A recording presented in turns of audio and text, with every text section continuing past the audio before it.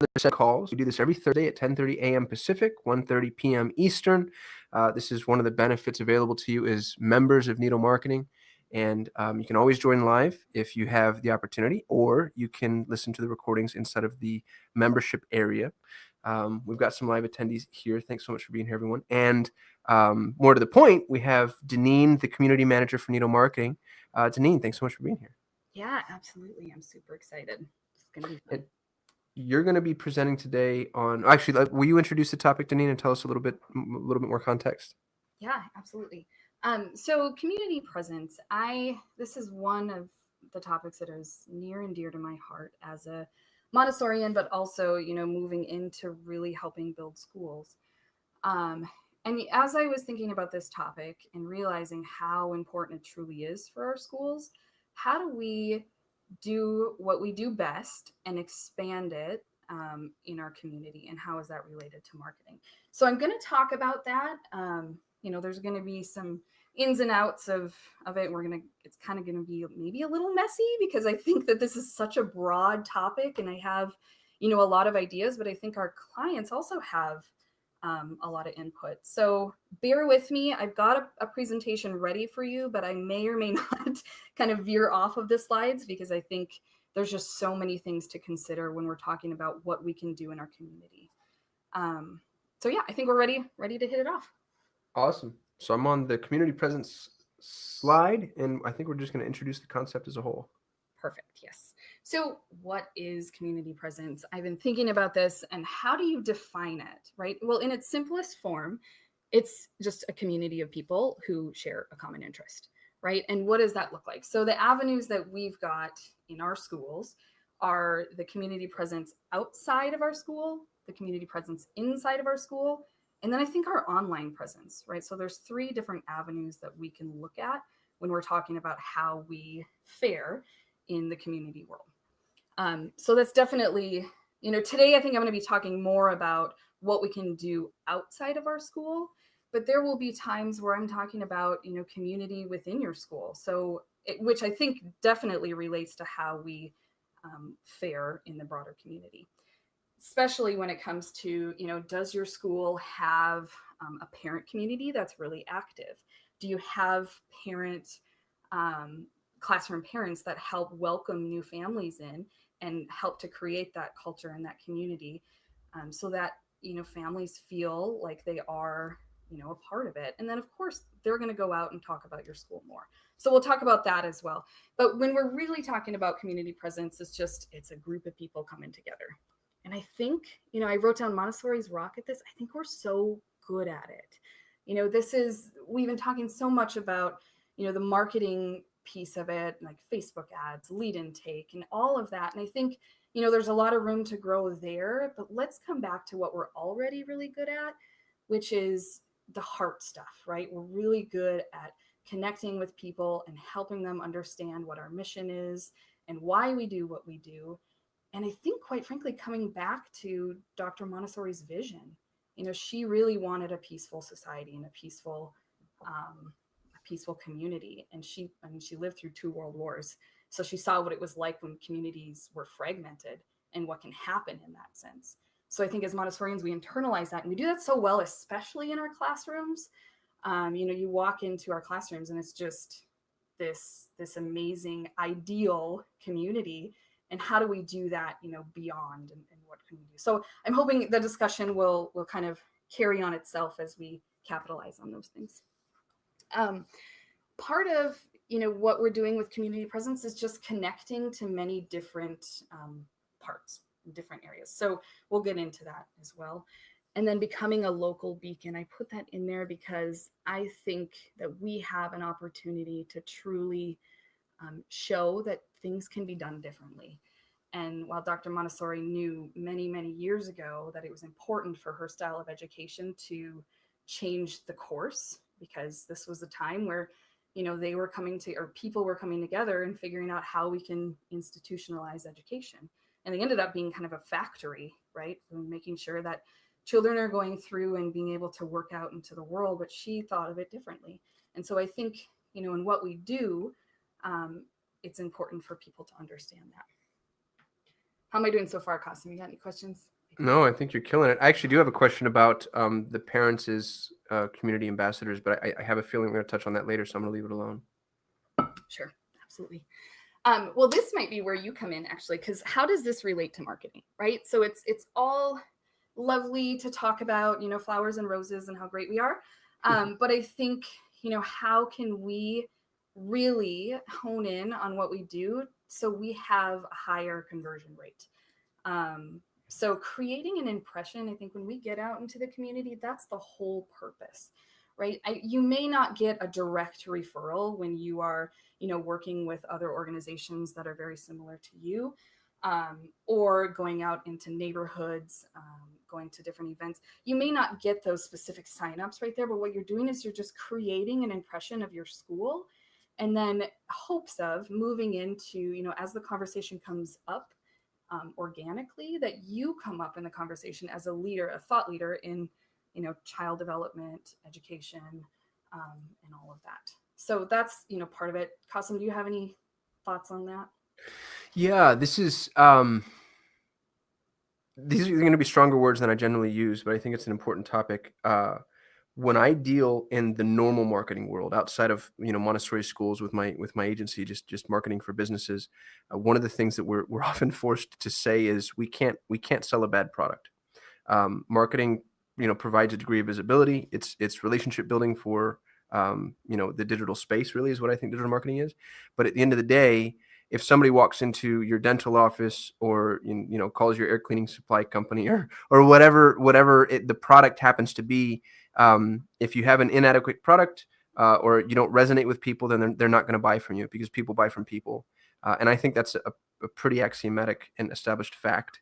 So what we're talking about here is the product that is Montessori. And I know that I just probably, everybody cringed a little bit at those words, but I think it might be worth looking at it that way just briefly, just, kind of putting those lenses on, because it helps to contextualize what it is that we need to do from a marketing perspective, and make sure that when people do see our product, they understand exactly what it is.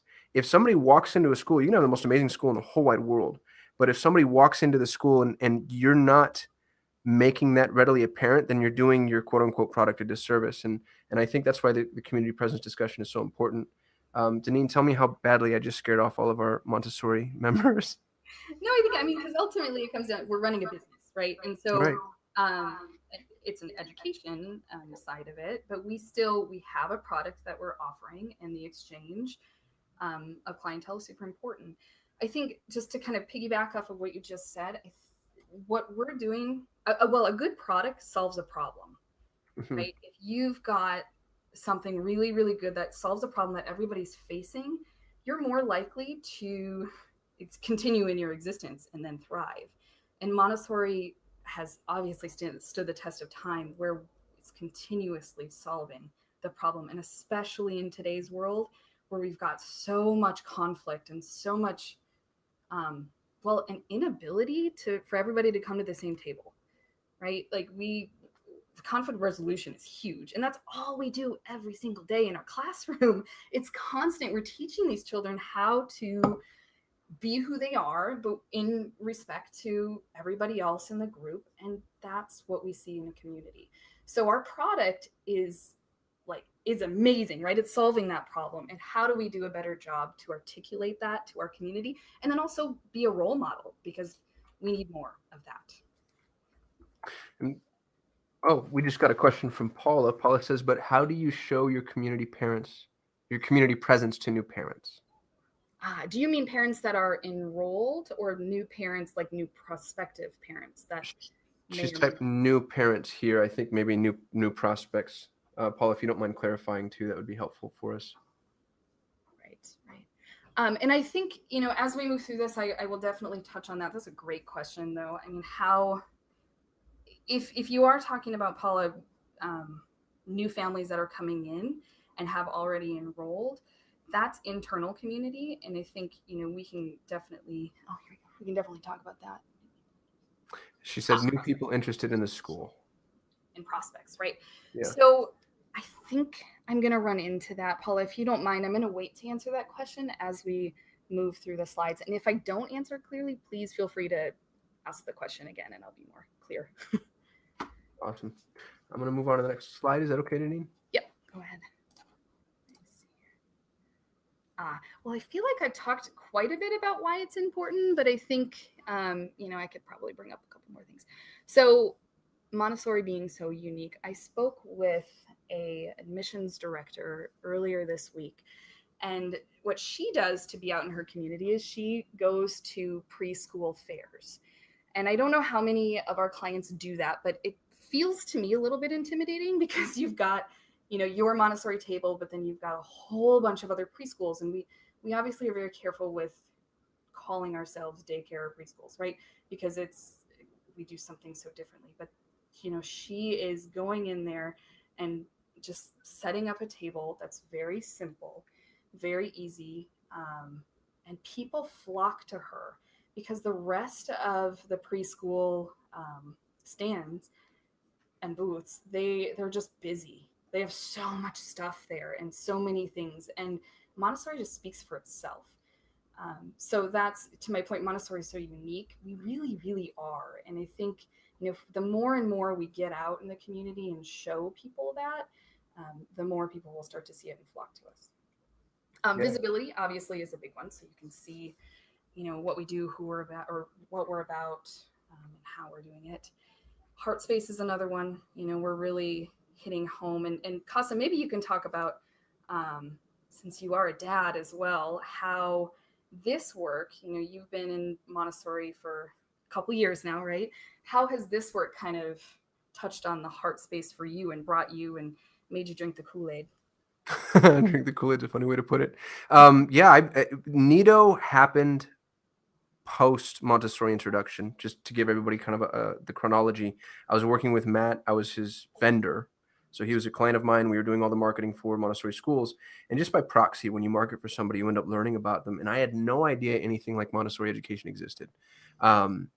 And for me, it was actually really more about my education than it was about my kids. Everything that I heard resonated so strongly because I had such a poor experience at school.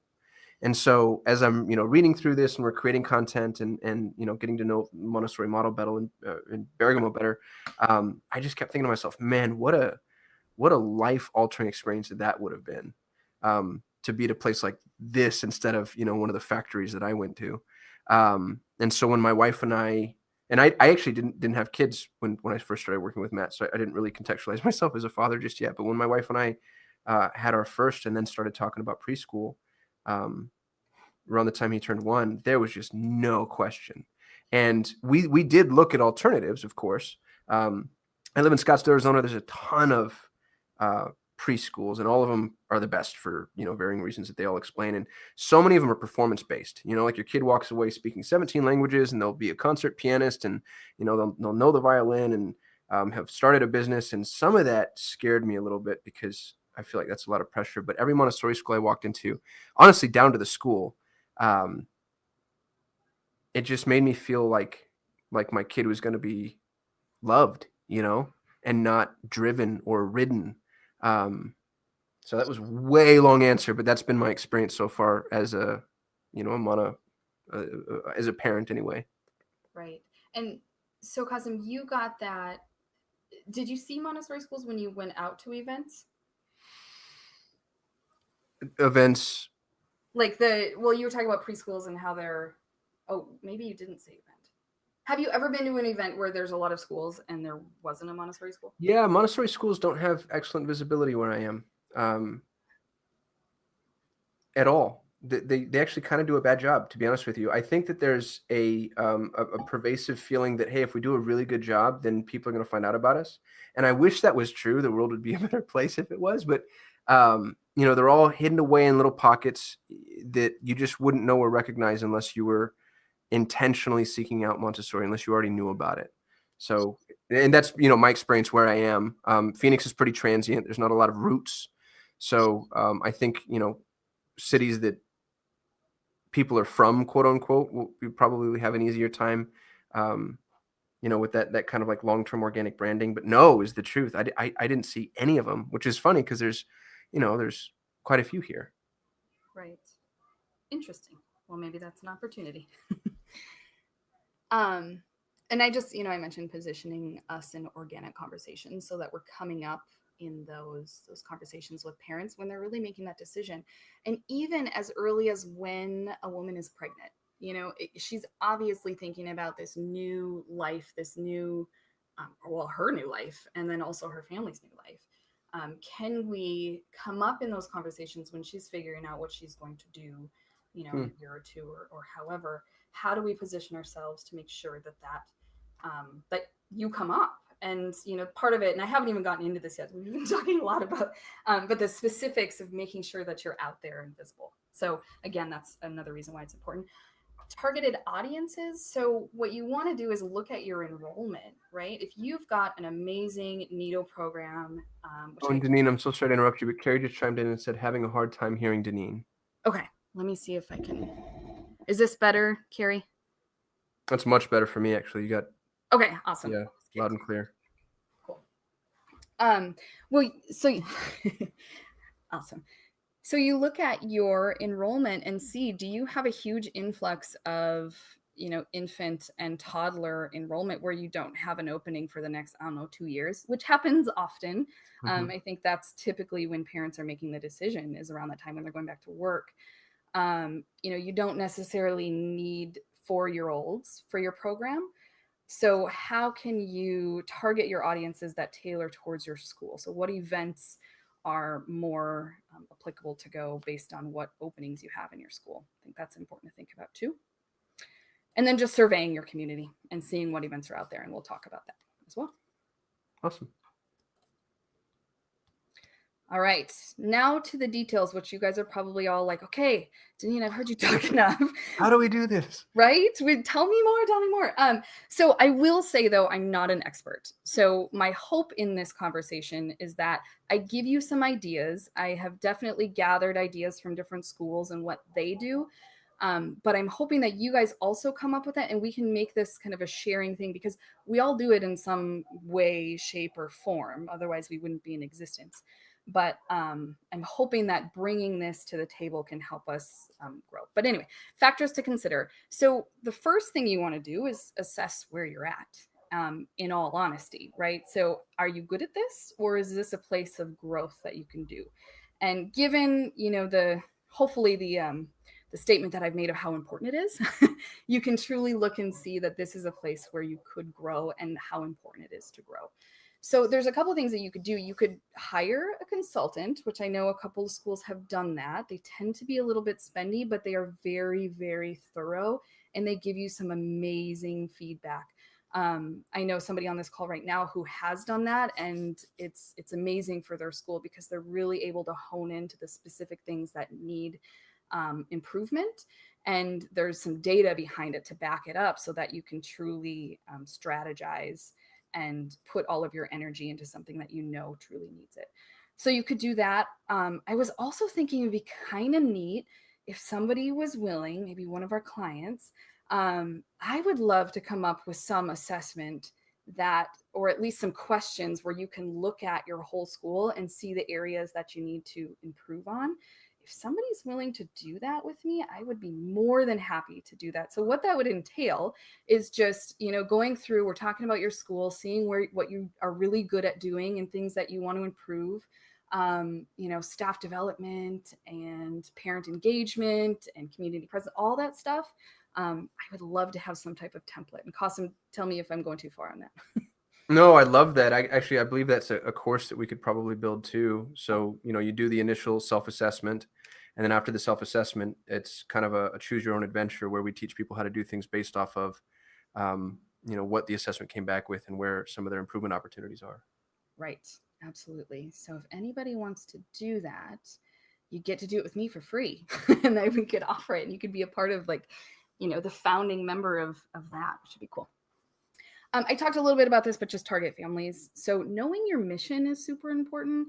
I think, obviously as Montessorians, we are, an aid to life. But I think depending on where your community is, you might be serving low income families. So what is it that you can do in your community that makes you more visible and accessible to those families? If you're in more of an affluent area, what could you do to bring more service and ideas and even speakers, right? That bring to your community, and that you're sharing that mission with them. Also, what is your current enrollment, which I talked about already. Identifying competitors. This I find, I think we've all kind of done, right? We know if there's this amazing private school just down the street and people go there, or you have an elementary program and you're competing with a really, really great school district that's free. Identifying that, but also the organization competitors. How do you find that? I think that's also a important thing. But I also don't think that we need to be afraid of competitors. I think there's some way that we can, again, let Montessori speak for itself.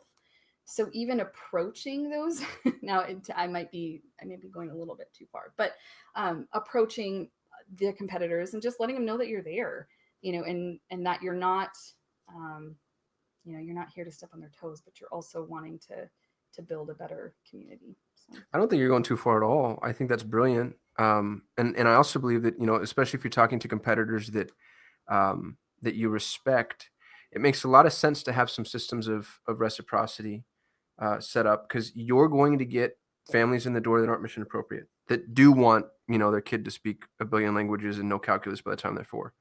And you might want to refer them out to somebody who's built around that model. And then they're going to get people that, might be more appropriate for Montessori schools. And so if you can build those relationships, I think there's nothing but, positivity that's going to come out of that. And it's also nice to be the one that's leading the community charge.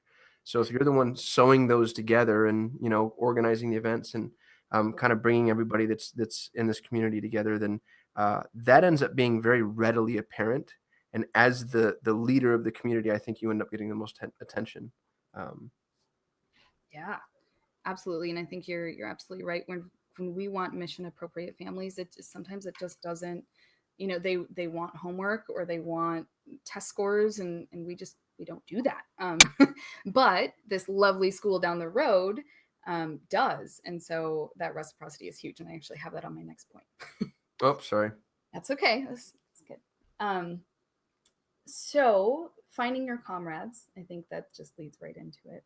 But also openness, so we're not so different. I think we tend to, the language that we speak, especially when you're in it, we tend to turn some people off, I think, for lack of a better word or phrase. But people tend to look at different as, I don't know how to put this, as an aversion. They have an aversion to what is different, unless they walk in the door, of course. So how can we open that door more? Again, I don't have all the answers. I have the thoughts. I don't know how to put it. But, can I comment on the different thing? Yeah, absolutely. I feel like we don't connect the dots as a parent. Some of the words that are used, if I don't understand them, then, it's a confused mind says no, is the marketing cliche. But if I don't understand a guide is a teacher, that's something that needs to be made readily apparent up front. Otherwise, the first few hours that you and I are having a discussion, I'm at a complete disadvantage, and I'm not going as far as I need to go based off of that one small semantic change. And so I'm not saying that Montessorians need to change or adjust. I think that I understand why that exists, and I think it's brilliant. But the connections do need to be made up front. And it's when you're so close to something, you don't realize how much more you know. And I think kind of bringing in sort of the Montessori 101 back to the basics and helping people connect what they already know and how it relates to Montessori would be really helpful and powerful. Right. Absolutely. And talking about what we're really good at, like the joy in our children in the classroom is something any parent can connect to. And if you're talking about how they're experiencing that joy of self-discovery and, confidence and independence, all of those things people can grab onto. But when we start talking about like building the pink tower. While I love it, I think, it's like, oh, okay, they're just building blocks, but there's so much more to that I think we can kind of work around and work with to help people understand that there's so much more to the child's work than just toys, right? Or materials, obviously we call them, but a parent that doesn't know anything about Montessori is going to look and say, oh, that's toys, these blocks, and so also knowing that and recognizing that and figuring out how to bridge that conversation so it comes back to really what we're good at, which is our children are joyful, they are really courteous and graceful and just independent. I mean, it's so bringing that out, I think, is helping to bridge the difference that we truly have. And the last thing is just making goals in an annual plan, which I think can be tied back to your assessment that you go through and what it is, and making goals that are specific. And it doesn't have, you don't have to do everything at once. It might feel overwhelming as you go through, if you go through a small assessment just on community presence or a full school assessment, which is also strategic planning. I'm imagining most of our schools have boards. But just making small, measurable goals that help you move through and be successful, small milestones, because this can get overwhelming. And I know I'm probably preaching to the choir here because heads of schools definitely know this, but doing that specifically when it comes to community presence, because it's so important for us to get out there. And then an annual plan. Is it going to be a 1-year plan, a 5-year plan, a 10-year plan? How is that going to work? What are some examples of those goals, Deneen? Like, are we, let's have 4 events a year with a minimum attendance of X. Let's have, one really strong referral partner by the end of the year. Like, what are some of the goals that you would think Montessori schools would want to put in place in order to gauge and grow their community presence? Right. So let's say that a school is really, really good at internal events, right? You've got open house, you've got garden cleanup, you're really good with your communications, but there's some areas of opportunity that you've noticed where, people drive by your school and they don't know you're there. They don't, but when you're in it, they totally know you're there. Mm-hmm. So there's opportunities there. So you could make a goal on, I'm going to attend or send a staff member to attend 2 events in the fall, just to see how, just to gather information, to see where the community is at right now. Another thing, which I think Matt will be okay with me sharing, he went out to different schools, and in Sacramento, it's very heavy in private schools because the California school system is, the public school system is suffering right now. So there's a lot of up and coming private schools that are coming up. So he would go on tours as a prospective parent, just to assess where and how these schools are coming across to parents, right? What impression are they giving parents? And what could he do with his school to help carve out what Montessori truly is and why it's different? And I think that fueled a lot of what he was doing. I wish he was here right now because he could probably speak to that. What his admissions process is and his tours and even his targeted community stuff, which I will talk about in a little bit, because he's even got he has a member that does that specifically now, a staff member.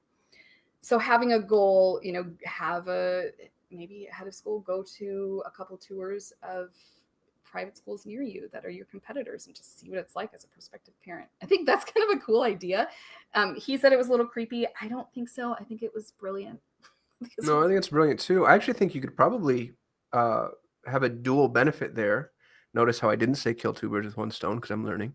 And that's, Go is someone who's trying to build a relationship with them. Hey, I own a Montessori school down the street. I'd love to tour your school and get to know more about you, because sometimes we encounter families that might not necessarily be appropriate for us, and we want to build strong referral partners. So you get the full tour, and then you also now have the opportunity to build a relationship with these folks and do both of what you're talking about. Right. Absolutely. Did I answer your question okay? Yeah, I have another one, if you don't mind, and stop me if this gets way too tangential, but I feel like there's an opportunity with, it's so easy to focus on parents and schools, but what about local businesses?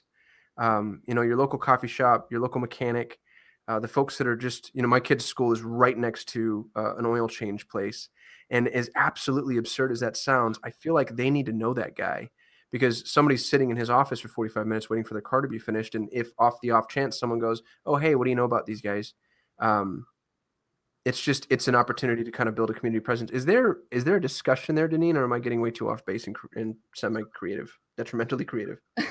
No, I think that's great. And I think what I tried to work with Bergamo on is helping to bridge what's already in our community. So we've got working adults, right? Especially in elementary, you usually have two parents that are working. Um, they have their own businesses, they have their own companies, they're doing their own thing. So how could we create a platform of sharing and networking? So we've got, well, especially as an elementary teacher, I had a geologist come into my classroom and present on that. But could we have more people? We've had lawyers and doctors, and we've got small business owners that are in our community. How do we, support that networking? And I'd be curious to know if any of our members right now have any ideas on that or are doing that. Yeah, if you have something that you've been doing, especially with your parents and local businesses, we'd love to know. Just drop it in chat and we'll bring it up and spark that discussion. Right. And I was going to bring this up probably at the end, but I'll bring it up now. So community events are a great opportunity to connect, right? So Bergamo had an event called Love Your Community, which was right around when a lot of it's still happening, but a lot of the school shootings were happening. So we just felt that it was so important to express how much we love being in this community because it's so unique. So what we ended up doing is we identified 3 community organizations that needed support, and we did a donation drive for a month long. And we had a packaging event where people would package care kits, and it took about an hour. And we had food trucks there and music, and these were people that could come in from the outside the community. Most of it was, who was already enrolled in school, but we had organizations that people were supporting, and that whole event came from asking our parents what they wanted to see. And we could tell that our parents wanted to do something to advocate or to volunteer, but a lot of our parents had younger children. And so there's usually an age, you have to be 10 or older to be able to volunteer. So we brought that volunteer opportunity in. And that was a really neat experience because it allowed these nonprofit organizations to know that we exist. There was so I'll tell you what they were because they were actually really strategic. It was a nursery, it was Boys and Girls Club, and the third one was Canines for Independence, which was one of our teachers had been a puppy raiser. So she, obviously that was a big thing as well. But that was a really, really great event, and it allowed people to see who we were and what we're doing. That's brilliant. How do you invite people to that event? Are you guys using like Meetup, Facebook? How do you get the word out to the local community? Well, we could have done a better job, I say, like in that, because that was about 3 years ago. In hindsight, it would have been great to post more on Facebook and more in neighborhood groups online and go to coffee shops across the street and all of that. We didn't do that, Yeah. which is another reason why I love this topic so much, because I think there's just so much more room to grow, because Bergamo's such a great school and still there's things to consider and look at growing. So. Are you familiar with Nextdoor by chance? I am, and I was going to bring that up as well. Oh, I keep stealing thunder. Sorry. You want me to leave it alone and we'll talk about it when we want to talk about it? No worries. I don't even think I have this on a slide, so it's all right. No worries. So strategizing, just 2 things that we can look at are just existing aspects to grow and then identifying opportunities. So what does your current internal community look like? And that's, who do you have that has already expressed a lot of interest? Some schools have parent groups that help with that are super active, networking within them. So those types of things can be really helpful. And then annual and community events, of course, are a big one. And talking about the current internal community, I think this is an appropriate place for this question. You mentioned earlier having classroom parents that help welcome new parents into the community. Mm-hmm. How does that work? How do you choose that parent? How do you ask for that? What is it? What's the expectation for them? Because that seems like a really important role for somebody, because they're sort of representing your school now, and then B, maybe a lot of work. Right.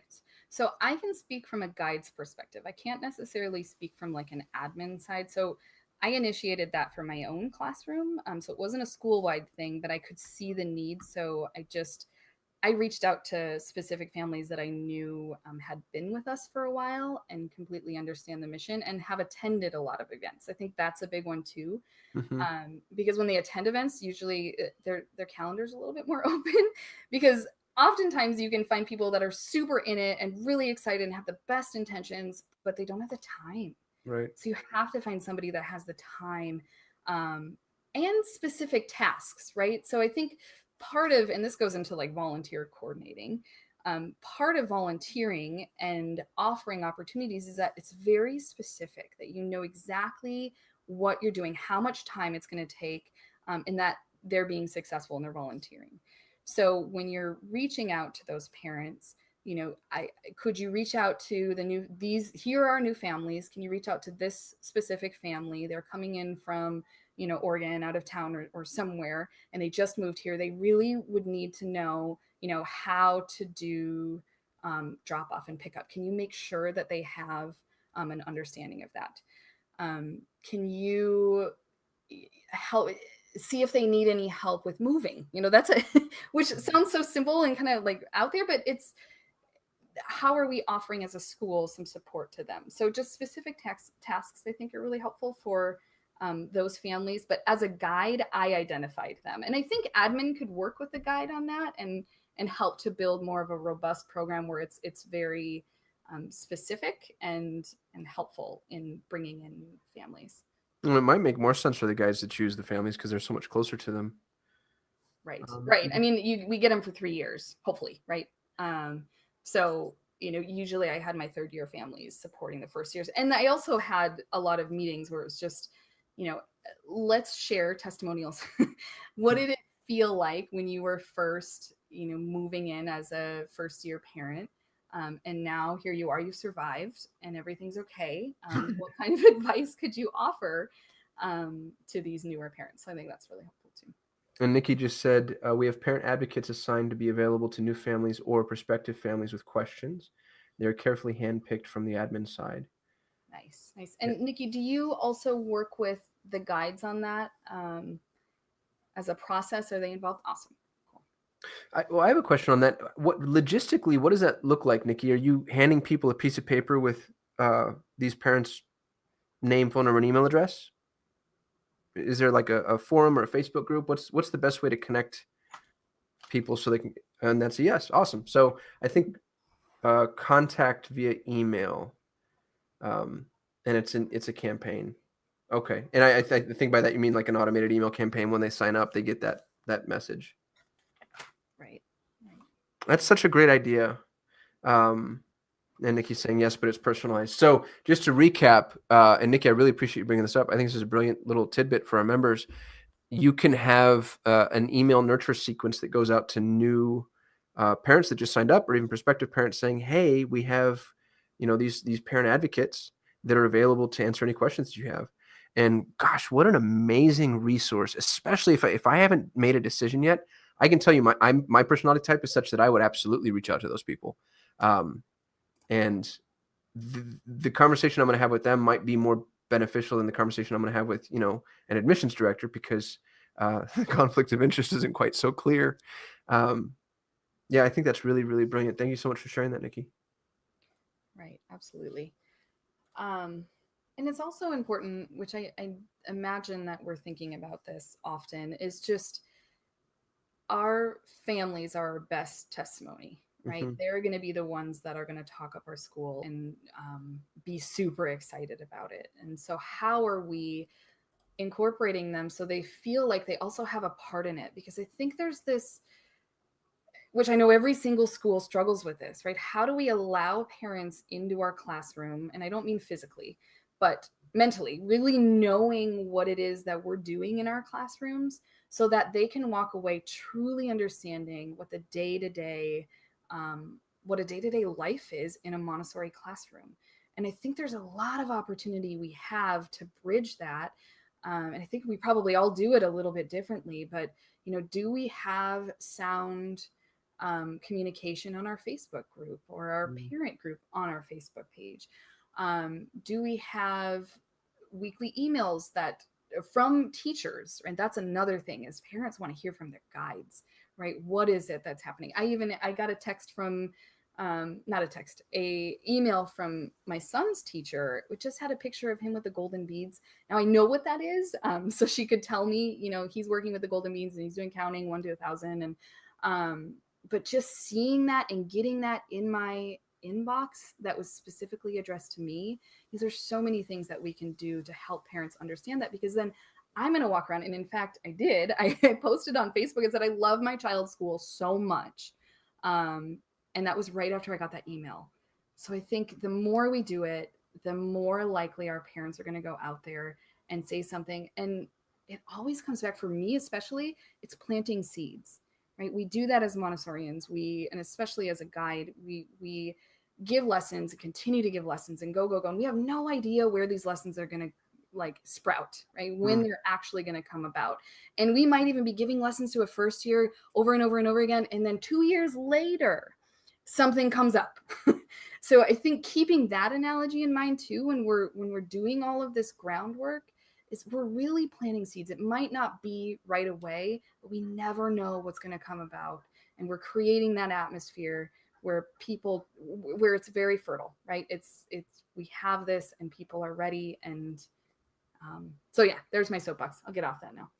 No, it's a good soapbox, though. I think just to drive that home, this, unlike Google Ads, this doesn't have the immediate yield. It's a long-term play and something we need to invest in over time. And you don't always know when this type of community building is going to assist in the growth, but you do know it's going to assist, and maybe more than any other thing. And that's coming from a digital marketer. Community presence is going to be more important than your Google ads and your Facebook ads, and even the look and feel of your website. If people know about you and they know, like, and trust you, that could be one of the most important things that we can do for our schools. Yeah, absolutely. And I think we're pretty good at that. We just obviously there's places to grow for sure. Yeah. So identifying opportunities, I did want to talk specifically about online communities, because we brought that up. But I also want to leave some space for people to come up with their ideas as well. But when we're talking about online communities, are there Facebook groups that are neighborhood groups for you? So like where I live in St. Paul. So there's a couple groups that are specific to, child care exchange. So I've got a 8-month-old and there's neighbors around that exchange. So I'm going to watch your child for 2 hours and then I'm going to do something and then we switch, which is lovely, by the way. And that's a great group to join. But are there other groups that are in your neighborhood that would make sense for you to at least be a part of? Maybe not post to, although I would recommend kind of getting a feel out there to see if you could post like an open house on those. Some of them tend to have very specific guidelines for what can and cannot go on there. But even just having an ear into that conversation, I think is important, because then you get to know what people are talking about and what they need. Another one is Nextdoor. And here's my little thing about Nextdoor. It's open for everybody, which means you get every person on there. It's a little bit pretentious, but here's an opportunity as Montessorians, right? While the conversation can get a little bit ugly, which sometimes on Facebook it does too. We all know that it's easier to say not nice things on computer than it is to say to people's faces, which Nextdoor tends to be a platform for that. I will say that. But this could be an opportunity for us to role model what grace and courtesy truly looks like and responding to those things gracefully. I wouldn't recommend putting your school out there, but I would at least recommend being a part of the conversation when, child development comes up or anything related to childcare. So you've got Nextdoor up. There you go. Yeah, and just looking at it, there's a mobile app that's really robust. Nextdoor is huge where I am. Mm-hmm.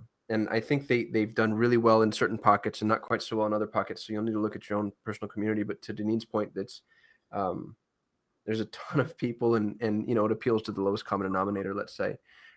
With that said, they've got really cool functionality where you can build events, invite people to those events. organically market things, insert yourself as a thought leader. So it's not that we're pushing this specific directory per se, but it's just really important to kind of figure out what the quote unquote next door is in your community and make sure that you're involved in it. Right. Absolutely. There's also another one, momsclub.org. I know a couple schools that are doing that and just keeping involved in the conversation. That's where the annual preschool fair can come up. Also, what are moms talking about? And what is the, going back to, how our product is solving the problem? What is their issue? And how is that conversation manifesting? And what can we do to support that? Because being a mom is hard. It's hard work. And I think, I look at Montessori schools as a parenting partner, especially if you get them very early, right? You get an infant or a toddler. We really, truly are a parenting partner. So helping these parents understand, child development and what we do. So that's great. Yeah. So being a part of that forum would be great. I don't have any other ones. Maybe some of our members do, but. Oh, here's another one. Classroom outings. I was an elementary guide, so I'm going to talk a little bit about elementary, but this can also relate to primary. I know there might be some licensing stuff when it comes to getting the children outside of the building, but as a elementary guide, it was super important while the children are going on going outs. In Custom, just for context, we call elementary classrooms dual classrooms because we have our indoor classroom and we give them limited information, which forces them to go out into the community. So they're looking, I had a group last year go to a civil engineer and learn how to build bridges, and it was the coolest going out ever. But that organization never knew we existed. And our children were like, they were in awe of what they did. But more importantly, the civil engineers were in awe of the children that came to their company. It was really, really neat to have that relationship. So finding those opportunities and making sure you're working with your guides and who, where you're sending your children out to. And we talk as guides, it's, children, you are a representation of, yourself and your school and your family. So make sure, you've got some things to consider as you go out. How do you find that civil engineer, and how do you do that outreach and make that connection? Oh, I didn't find them. My children did. That was all their process. Yeah. They were very curious. We have world books in our classroom, and so oftentimes I would pull them off the shelf, and they just were really excited about bridges. And I have no idea where that came from. I never gave a bridge lesson, but they were just really interested. And they said, "Guys, this sounds like a going out opportunity." And they took it and ran with it. They even called them, scheduled it with their CEO, which was kind of cool. And coming back, they came back with hard hats and they were just glowing. It was definitely a highlight of my teaching career. That's great. Carrie just said, thanks so much. Looking forward to joining you next week. Thanks for being on, Carrie. Appreciate you being involved. Perfect. Thank you, Carrie. I think we're going to speed things along because I want to make sure that I at least cover a little bit. Can you go to bringing the outside community to your school? Yep, already there. Okay, awesome. So parent-infant classes, that's a big thing in Minnesota. So I wanted to make sure that I touch on that. I don't know for the rest of the country if you do that. So if you don't have a NIDO program and you have a toddler program, highly recommend doing your parent-infant classes. So it's usually, an 8 to 16 week program where you meet once a week. It's usually for about 2 hours. You bring your baby. This is an opportunity to present topics that are very specific to what that child is experiencing at that time. It's also a great opportunity to, bridge the gap of what you do in your school and what parents are experiencing. So that's a big one. Parent groups, so mom groups, of course. We have a birth center near a couple of our schools, so they host a lot of groups. So working with communities that already have parent groups would be a really good thing to identify. Summer camps are also another thing. If you've got families that are coming in from out of town, making sure that you're visible and available, because summer camps in Montessori are usually pretty different than summer camps at like a YMCA or other schools. So making sure that you've got some energy behind selling that, because that can be another pull. Book clubs. I tend to see book clubs more in the internal community, but offering book clubs for other parents outside the community could be an opportunity as well. Guest speakers is a really great opportunity to open up your doors so that people come in. So I know Bergamo had Dr. Stephen Hughes, who is a neuro, I'm sure a lot of people know him actually because he's a Montessorian as well. But he came and there was like 500 people that attended and they put this on. And it'd be interesting to hear from Matt, like what the conversion was, if he had any enrollment from that. But even just, again, planting the seeds and having, being a thought leader in that whole process and offering some great conversation around important issues that we're dealing with today. And then charitable events, which I already talked about. Yeah, 500 people. That's amazing. I know, right? It's crazy, but yeah. really great. Matt mentioned to me too that, and you might touch on this, Deneen. I'm sorry if I'm stealing thunder again. He's partnering with a doula or a birthing center and hosting birthing classes at Bergamo. Yes. Side note, it's the same birthing center that I had my child at, which is kind of cool. She's a That great is midwife. Yeah. So that, which is it's genius because that's where you're really getting more mission appropriate families. The families that tend to go to those kind of places also tend to look at different types of education for their children. So there's definitely some parallels there. Well, and the doula is effectively marketing your school for you. You're giving them a space, and they're driving their traffic now to your location since they may need that. So that's a huge win-win. Right. Exactly. All right, I don't want to talk too much more. I feel, and this might be your thing, Qasim, if you want to touch on this. I just put it in here because I think it's important to continue to keep in mind the marketing funnel of awareness, evaluation, conversion, loyalty, and advocacy. And there's a super great resource in our members section that just it's a glossary of terms, of marketing terms. And I go to that quite often because it's really helpful, but that's where I found this. And it's wonderful how that's all laid out. So I know we're probably running out of time to address that, but. Yeah, the glossary terms is in the members area under support, just for those that haven't visited before. I'll glaze over this just in a few seconds. I think it's important to just remember where somebody is in your sales funnel because it dictates how we should speak to them and what they're thinking about. So you don't need an entirely different community for every stage of the sales funnel. I just think that you need a facet of that community that is willing to speak to each stage. What Nikki brought up as far as having parent advocates, if somebody's in the evaluation stage, that's the perfect thing to present to somebody in the evaluation stage, where some of the community events, if you had a day where everybody goes out and picks up litter on the side of the street or something, which is something that my kids' school did, that's great for the loyalty section because you're drawing on parents that are already very loyal to your school. So just remember where people are, and then make sure that you have something for everyone, because that's really what makes the community. Right. Absolutely. Cool. So I know that we ran out of time and we've lost a couple, but I'm hoping that, those of us that are still here, please share what you do with your school already that's working and it's working well.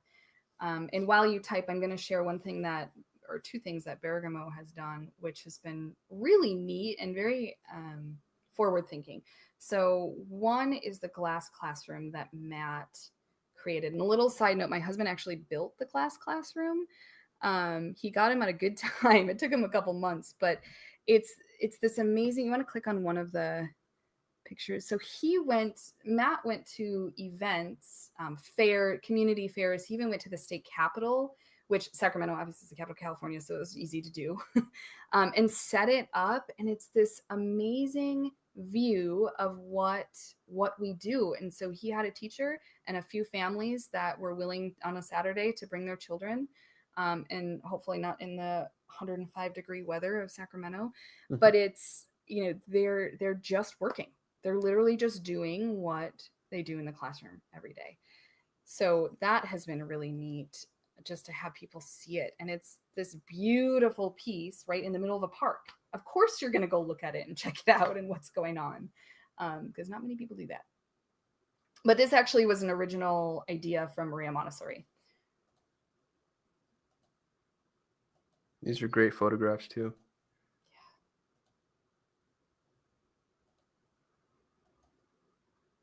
So neat. And just parroting the request, if those that are still on the call want to share some of the engaging things you're doing to help build your community, we'd love to have those examples. Oh, Marnie said, regarding competitors, any thoughts on how to set yourself apart if you are one of 6 AMI schools in a 20-mile radius? In a 20-mile radius of you, some are charter, which means they're free. Right. Well, Marty, thank you for that question, by the way. I think part of it is, while there can be some hubs for AMI schools, and typically they are around training centers, which makes sense, right? Every community is different, and every aspect within your community is different, just like every Montessori classroom is different because it depends on who's there. So if we look at using that model of bringing in what you've already got in your community, I think that alone sets you apart. And capitalizing on maybe capitalizing isn't the best word, but who you can mobilize in your community to speak and to do and to act on your school's behalf. So how many parents are super excited about getting into the community? How many staff members? I'm always sensitive to adding things to guides plates, but I think there is some opportunity there where guides are truly speaking into the community on that. So yeah, Marnie, I don't have specific examples because I know that's tough. If you're one of 6 schools and AMI schools at that, it's tricky, but I think that there's definitely opportunity within your own individual community to make it your own, because then once you get them out, you've got families that are going to come to you because they know who you are versus going to another AMI school, which is doing, they're doing their groove. So doing your groove, I think, will bring in the families that you're truly looking for. Marnie said smiley face. Cool. Well, I appreciate this. Thank you, Qasim, for giving me the platform. While I may not have given as many specific examples as I would hope, I hope that bringing up this idea will continue the conversation as we move through, because it's such a big one, but it's so, so important. Yeah, I agree. I think it's critically important. And honestly, I don't think anybody has it figured out yet. We don't have the answers because the answers aren't there just yet, but that's something that we want to help our members define. So there should be an ongoing conversation within our community. And I think you did a great job leading the charge. Awesome. Thank you very much. Yeah, and thanks to everybody who attended. Don't forget, we do this every Thursday, 10:30 a.m. Pacific, 1:30 a.m. or p.m. Eastern. Matt will join us next week to continue the coaching calls on the Montessori Marketing Method. And Deneen, our community manager, will be there, of course. Mm-hmm. And we look forward to seeing all of you there as well. Until then, thanks so much for joining live. You really, I think, help influence the personality of these discussions. And we'll see you guys next week.